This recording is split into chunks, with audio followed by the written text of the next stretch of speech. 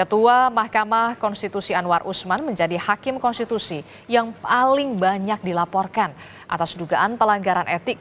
Sementara 8 hakim konstitusi lainnya hingga Kamis kemarin sudah selesai diperiksa semua. Hari ini saudara ada panitera juga yang diperiksa Majelis Kehormatan MK selain Ketua MK.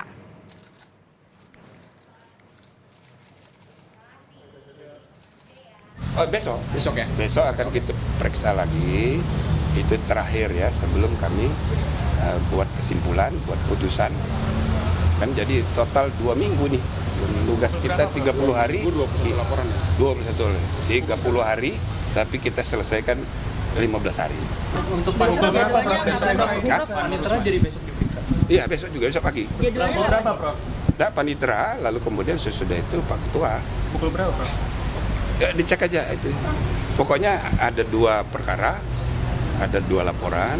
Kemudian yang paling penting itu yang intern untuk Pak Panitera dan Pak Ketua.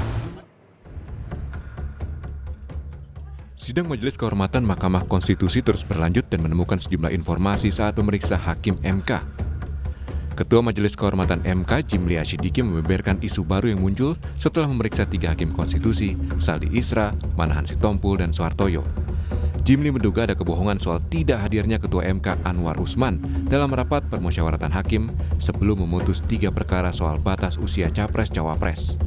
Ada hal yang baru tadi soal kebohongan.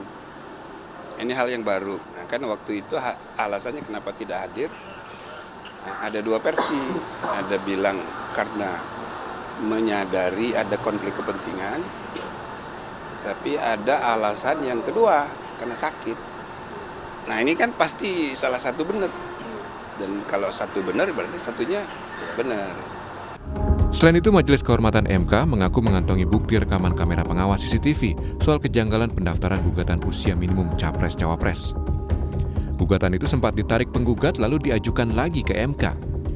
Video CCTV itu berkaitan dengan proses penarikan permohonan yang kemudian diajukan kembali pemohon Almas Sakibiru. Selain hakim, Majelis Kehormatan MK juga memeriksa 5 pelapor soal putusan batas usia Capres dan Cawapres.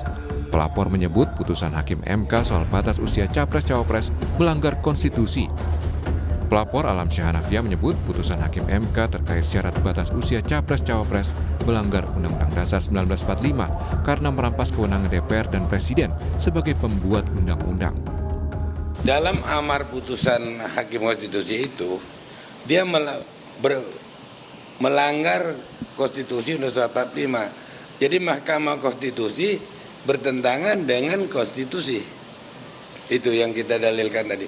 Karena itu hakim konstitusi membuat aturan sendiri, mengambil alih kewenangan Presiden dan DPR.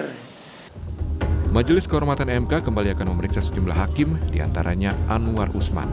Majelis menyebut Anwar Usman kembali diperiksa karena dirinya yang paling banyak dilaporkan soal dugaan pelanggaran etik. Tim Liputan, Kompas TV. Soal pemeriksaan kembali Anwar Usman oleh Majelis Kehormatan MK akan kita tanyakan langsung kepada jurnalis Kompas TV Fedriska Ananda. Fedriska, jelang putusan, jadi siapa saja yang dijadwalkan diperiksa oleh Majelis Kehormatan MK dan kenapa ini Anwar Usman kembali diperiksa? Fedriska.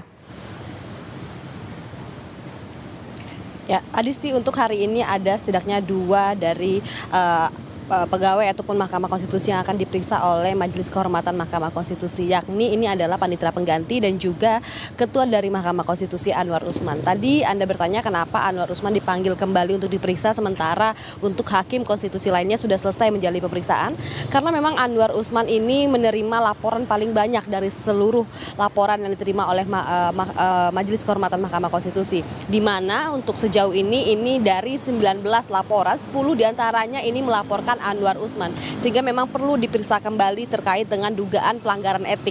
yang dilakukan oleh Anwar Usman.